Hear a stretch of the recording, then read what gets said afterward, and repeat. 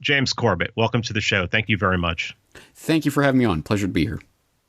First thing I wanted to ask, okay, I think I don't believe I have to give my audience an introduction as to who you are. I think everybody knows James Corbett show. You do amazing work. I think that if you never did anything about except your big oil documentary, you probably contributed more to American history and exposing American history than anyone out there. So anyone who's teaching in a university or anywhere. So I'm going to link to that. I'm going to link to your channel. I think it's just invaluable reporting. So, but what I wanted to start with is you're in Japan. We've heard that the numbers in Japan are lower than anywhere else, that Japan's not even taking this as a pandemic. What's going on there? Well, so I did a video last week that people might want to check out. It's called How is Japan Reacting to the Crisis? And in that video, I showed people precisely what is happening on the streets of Japan, at least at that point, about a week or so ago. And basically, the point of that was to say, yeah, Japan is not freaking out about this crisis or whatever it is that's unfolding. And I showed that everyone's going about their day-to-day business. There's no social distancing. There's no closures of businesses or anything of that sort. Or at least there wasn't at that time. But I did say in that video, it is precisely because it suits the government's incentives. The government's bread is buttered on the side of pretending that the Tokyo 2020 Olympic Games was going to go ahead as planned with international visitors and everything. And they persisted in that long past the point of absurdity, into the point of just, I don't even know what to call it, psychedelia. I don't know how they could have possibly imagined it was going to go ahead. But I did say in that video, precisely when they decide to cancel or postpone the games is when I expect they'll start cracking down. And wouldn't you know it, they decided about a week ago that they're going to postpone the 2020 games, obviously. And that same day, the very same day that I said that, the Tokyo governor comes out and goes, oh, well, it suddenly seems that there's more infections and people aren't being very responsible. You plebs better behave or we might have to lock down. And every day since then, it's gotten progressively worse because they've actually started testing. So, I mean, that was the whole game the whole time, is that Japan there's nothing going on here. Oh, and now they start testing and suddenly, oh, there's a Tokyo hotspot and we're going to have to lock down. Exactly as I said, every authoritarian structure in the world is incentivized to make this crisis as bad as possible and to lock down their populations, because that is what tyrants always want to do. The Japanese government was a very special exception that had the opposite incentive for at least a period of time. But once that incentive went away, now they're just going along with the script. I'm expecting lockdowns to start here in the next week or two. Wonderful. Well, let me jump on to, I know that you're short on time, so let me go to we've heard the origin story of this virus, and we've heard conflicting stories. Do you have any alternate things that you found out about it in your research about where this has come from? I do not have anything definitive that I would say at this point. This is the type of thing that, first of all, is completely beyond my specialty. I have never studied virology. I'm not any sort of accredited doctor or scientist of any sort. So I am attempting to adjudicate between differing expert opinions. And like any layman, I have to sort my way through that. But I have a pretty good nose for smelling propaganda. And when I see Nature and other such magazines coming out and saying, oh, this couldn't possibly have been man-made because it's actually too perfect. It's almost too perfect, like we couldn't create such a good bioweapon. That doesn't seem to me to actually be a convincing argument, although that is at least the way they dumbed it down for the layman. So my suspicion would be that this is some sort of bioengineered phenomenon, but I am open to all different positions on this. I really don't know at this point. And this is the type of thing that I'm sure that we could really drill down on, and it could become like a 9/11 truth movement, endlessly scrutinizing every detail of what happened on September 11th, 2001. But to a certain extent, that misses the point of what is happening here, I think, because just like 9/11 truth can get caught endlessly examining every single detail of every single frame of every footage that we have and all of that, and endlessly debating about the pyrotechnics that took place that day, and completely missing the bigger point of what 9/11 was, which was a tyrannical takeover of incredible proportions. It was a shot in the arm for every authoritarian in the world, authoritarian structure that suddenly had a new narrative. It could slap on any of its enemies. You are a terrorist, and we are waging a war on terror. And of course, that could be applied to anyone and everyone that was suspect in any way. Well, in the same sense, I'm sure we can and probably will endlessly analyze this virus, but I think that misses the point of what is happening here, which is, again, as much as 9/11 was an authoritarian power grab, this is orders of magnitude bigger than that. This is the most significant event of our lifetimes, not in my opinion because of the virus, but because of the reaction, the absolute insanity that is taking place around it, which is an on its face, bald-faced power grab, coupled with the, as I've called it, the sinking into the greatest depression, the pricking of the bubble. Once again, I do not think that coronavirus is responsible for the derailing of a perfectly healthy economy. I think that what's happening right now is it is being used as an excuse to prick the bubble that has been inflated, at the very least, over the past decade of central bank fiat funny money nonsense. So it's all of these agendas coming together at the same time, and it's quite overwhelming. And so from that perspective, I think I certainly will continue to delve into the questions of this virus and its origins, but I don't want to miss the bigger picture of what's happening right now, which is a global transformational event. Right. A lot of people are saying this isn't a pandemic. This is a plandemic. But at this point, that's not even the point. The point is what's happening now. And I know a couple of the things that I'm going to ask you, you've gone over in recent videos, but I still want to go over them with you. One of the first reactions that I had was just a simple, this is going to be a great excuse to institute universal health care, single payer. What do you think the future implications for the medical field going forward is? I think that probably is true, but I should actually stress, although I very much appreciate your accolades about my American history, I am not American. So as a Canadian in Japan, I'm Canadian by birth, actually. So I was listening to Rush right before this in your honor. So.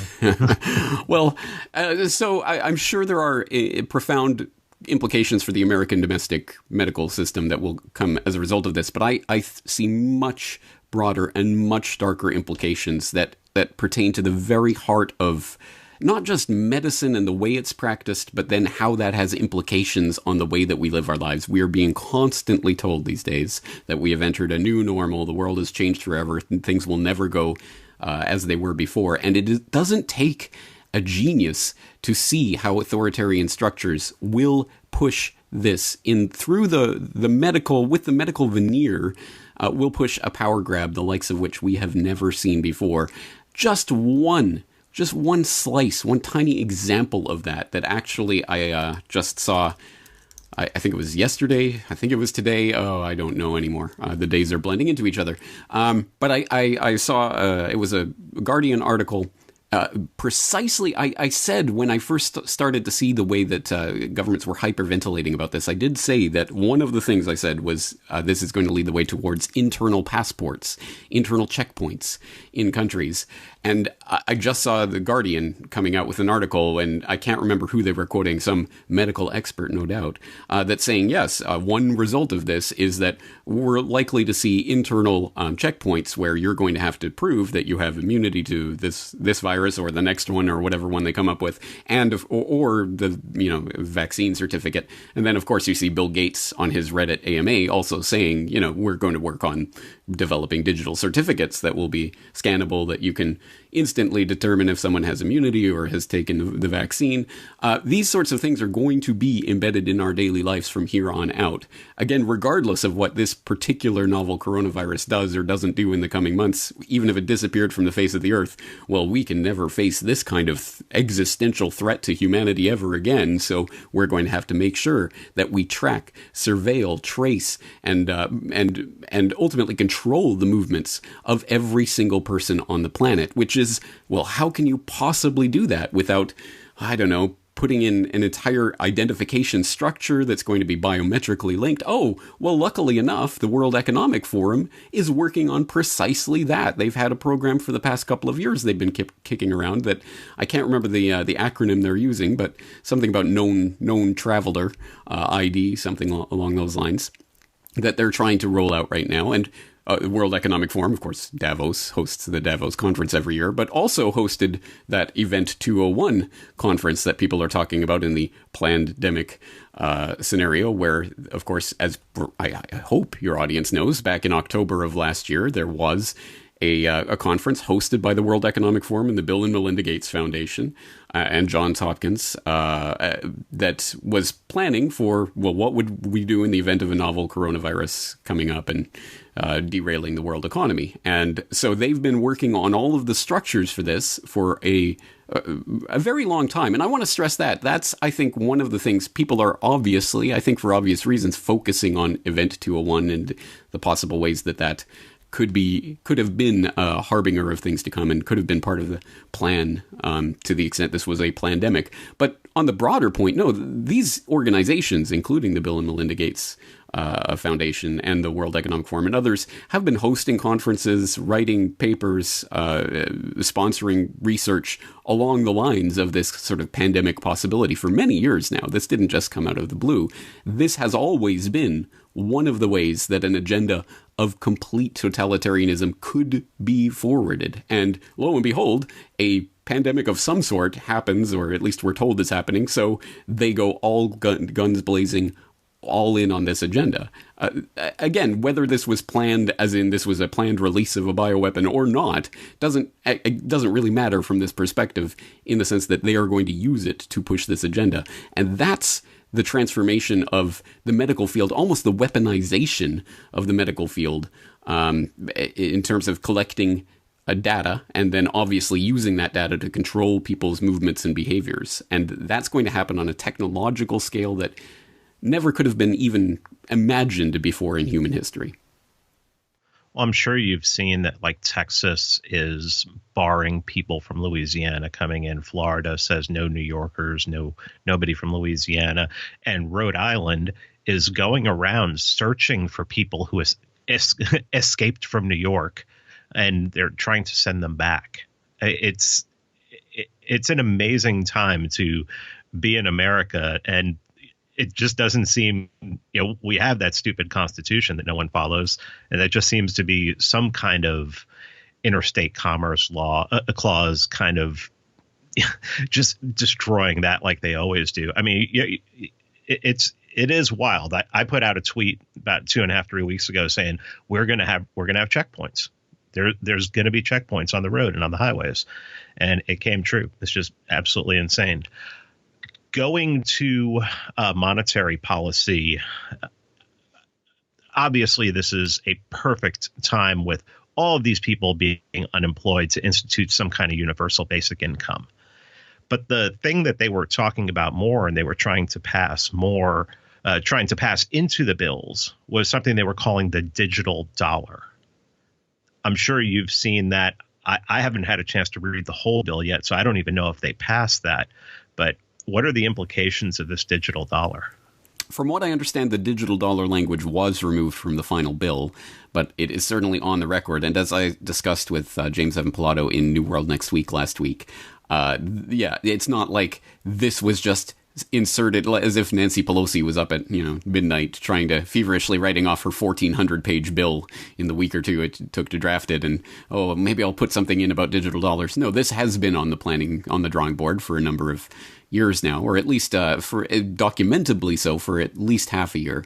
And I do document that in my recent episode on the Greatest Depression, where I talk about the CFTC, the former chairman and one of the former, I believe, board members of the CFTC, the Commodities Future Trading Commission, who started a campaign about 6 months ago to move towards a digital dollar. And they use all the buzzwords that you're supposed to use about cryptocurrency and blockchain, but of course it has nothing to do with actually decentralized cryptocurrency and everything to do with a federally managed digital wallet that will essentially be tied to your social credit score at some point. Again, you do not need much of an imagination to understand how this is going to work. And that will be the way in which the government, for example, could deliver their checks, their $1,200 checks that are in the mail, guys. Don't worry about it. Oh, that's going to take weeks. Oh, we can't wait for that to be delivered. Hey, I've got an idea. How about if the Federal Reserve, how about if everyone had a digital wallet with their Federal Reserve member bank that the Fed could inject money into directly, and then you get it instantaneously? Well, that sounds great. Well, that's certainly worth the $1,200 check. I will absolutely do that. And just like that, you could have such a system in place. As I say, I believe that language was removed from the final bill, but it is certainly in the wings, and I'm pretty sure we have not seen the end of the economic calamity that is taking place here. So I'm sure it will be making its way back. And I imagine I don't have to explain to your audience what's so particularly disturbing about that, but the idea, of course, of a quote-unquote cryptocurrency, which of course is nothing of the sort, which is a centrally controlled and administered blockchain tied to your physical identity that will inevitably be tied to your, well, did you get your vaccine? Have you been a good boy? Well, then we'll inject your funds for this month, is of course the nightmare scenario that I think we've all been advocating for avoiding for the entirety of the time we've been talking about these issues and warning people about. Of course, well, these sound like crazy conspiracy theories until you're in a crisis and suddenly they've got a solution. This sounds great. And unfortunately, this isn't just coming to the United States. This is coming all around the globe. I really do. I have, if not poo-pooed the concept of the global reset, I have often thought, well, it's not going to happen all suddenly, all at once. There's going to be a gradual weaning off of the dollar, and it will be replaced as a world reserve by probably a basket of currencies or under an SDR rubric or something like that. I've thought along those lines, but actually, this really does seem like a global reset moment in the currency level and everything else. And I think we're going to start seeing more and more coordinated actions between the central banks and ultimately the institution of some sort of global coordination monetarily. And again, I think everything that we thought about the economic reality we were living in has just been swept from the table. So it's impossible to say exactly what's going to come out of this, but it's not difficult to predict that it will be something that will benefit the authoritarians who have set up this system, and of course the banksters who have always, in some form or other, controlled the monetary system itself. Well, this also seems to be an attempt to take down small businesses. I mean, it seems like a direct attack while empowering the large corporations, the cronies, Walmart's staying open, places like that. But, the small mom and pops are taking a hit. After 2008 and 2009, there was like a mass consolidation in banking, but also in food. I don't think a lot of people realize how many food companies consolidated.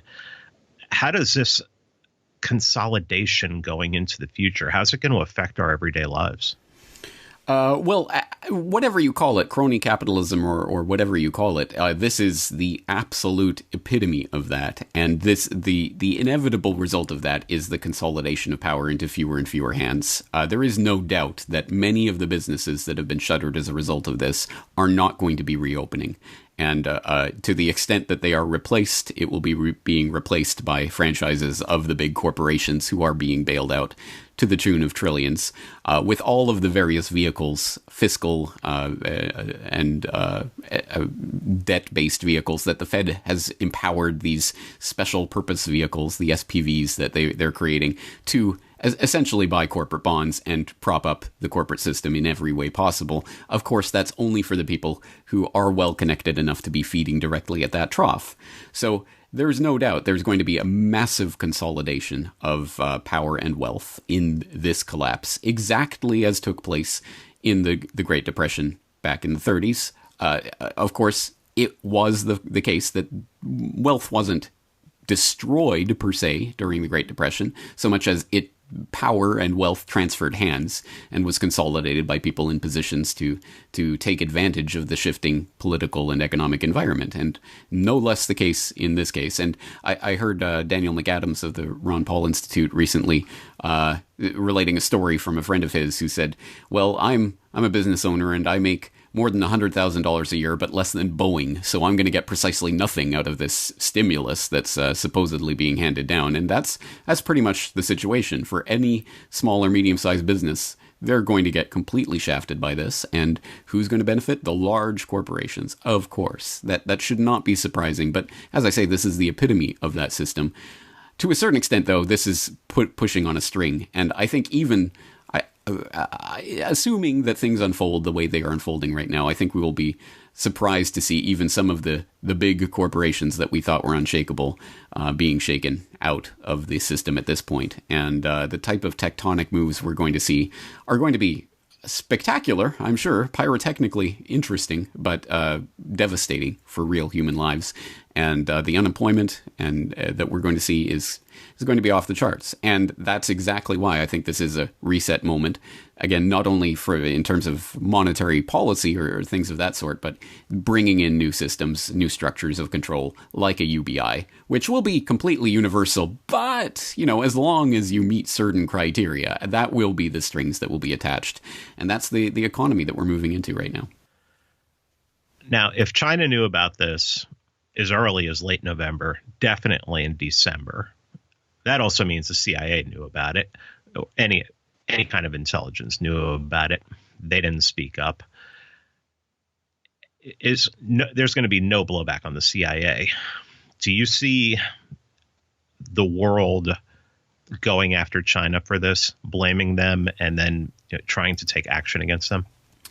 Absolutely. I wrote an editorial recently for my International Forecaster editorial called This is What World War III Looks Like. I believe that's what I entitled it, where absolutely one of the narratives that is being inserted into the public consciousness right now is that this is China's fault and we're going to have to blame them.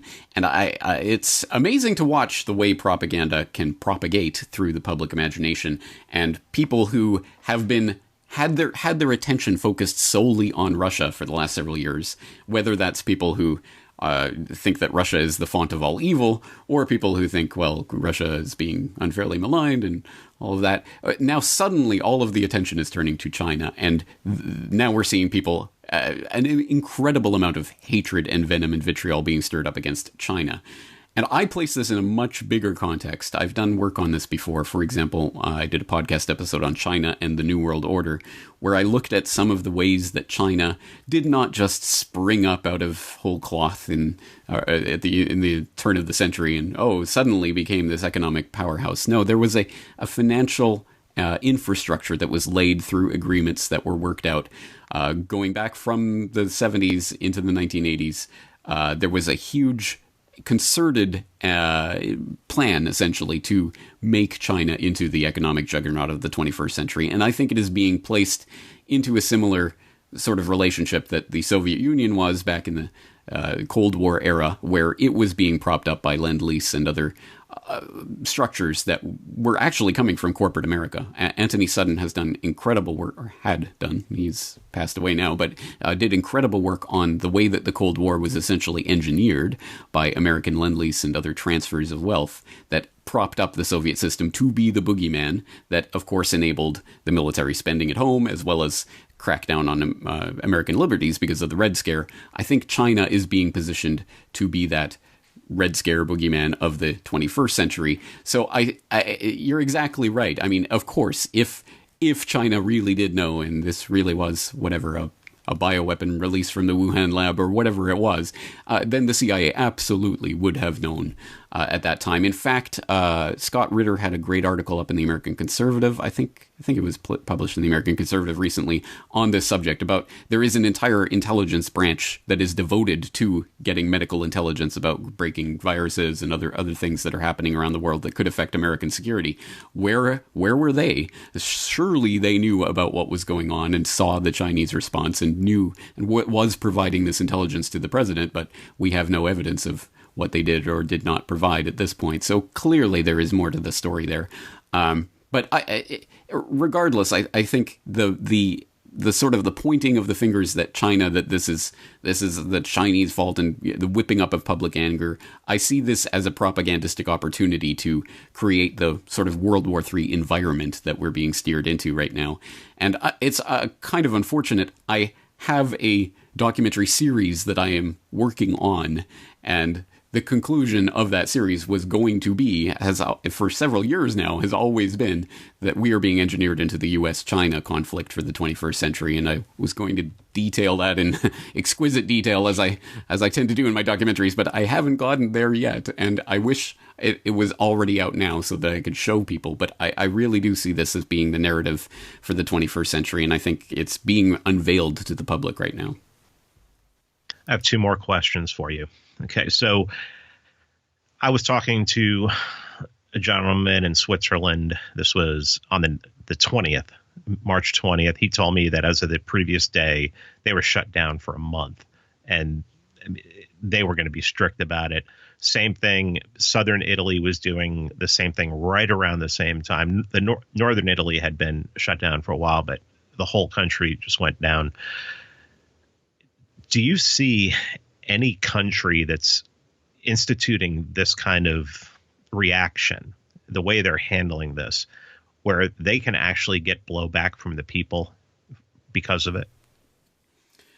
I think blowback is inevitable, but will it be constructive blowback will be the question, because unfortunately it is an easy game to get the public fighting with each other in various ways, and certainly I think in the American context you can understand the ways that the public has been utterly divided against itself, to the point where any collapse of society, I don't see organized resistance against the authorities so much as I expect there to be widespread violence and chaos at the street level, streets filled with people fighting neighbors fighting neighbors, rather than mounting any sort of resistance to sort of National Guard or military tyranny of any sort. So there may be places in the world where that is more likely to happen, but certainly we are entering a period of chaos, and unless there is some miracle and this all goes away in a few weeks, but assuming it plays out the way we are being told it is going to play out, where at the very least we'll be locked down for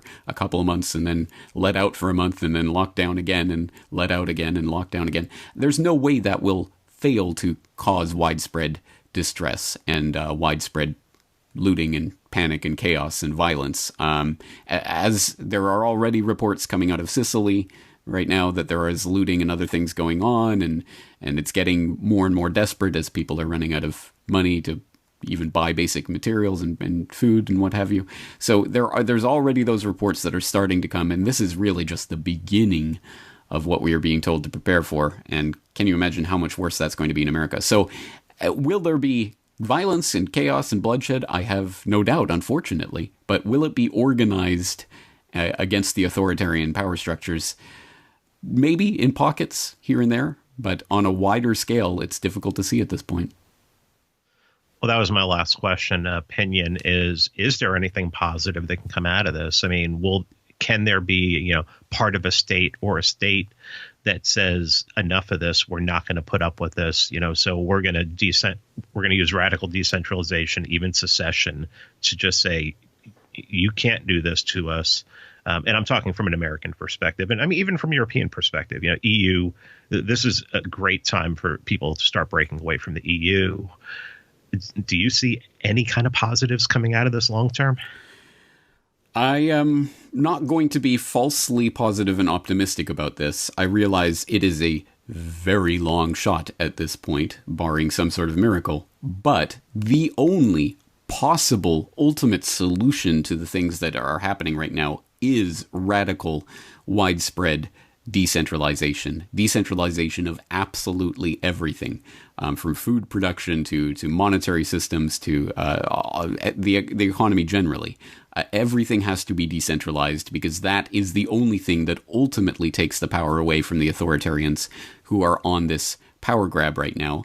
And generally, I would at least be optimistic in the sense that, yes, there are certainly dark times in human history where authoritarianism and tyranny are on the rise, but then there are times when humanity breaks free and there's renaissance and things move again. And I would like to say, well, maybe it's just part of the cycle, and even if we're heading into the dark times, there will be better times on the other side of that. Unfortunately, we are also now living in technocratic times where the technology of tyranny is such to potentially enslave humanity forever, or even change what humanity means. Now that we're talking about tinkering with the genome and other such things, technology for keeping a population docile has advanced so much far beyond what even Aldous Huxley was warning about 50 years ago when he was giving speeches on the ultimate revolution, talking about the sort of tools that tyrants would have to play with in the future to keep their populations docile. Well, now we're half a century beyond that, or even more at this point, and that's scary to contemplate. So, unfortunately, if we really enter into a dark time of authoritarianism, it is difficult to imagine humanity emerging from the other side in the same way, and that's why I take this as seriously as any existential threat that humanity has faced. I really do think that the coming generation really will decide the game. At any rate, it could be locked down forever, both physically and metaphorically. Or we could hopefully pry some of this back from the tyrants. But the only way to do that is through decentralization. That's why that message has never been more important. And perhaps more people are receptive to hearing these ideas now. I've been trying to ring the alarm on this in various ways for several years now, and have not received a lot of enthusiasm from people out there about the idea of decentralization of the money supply, or food, or entertainment, or really anything. But as I say, it's truly the only way to combat the growing technological tyranny that we're facing.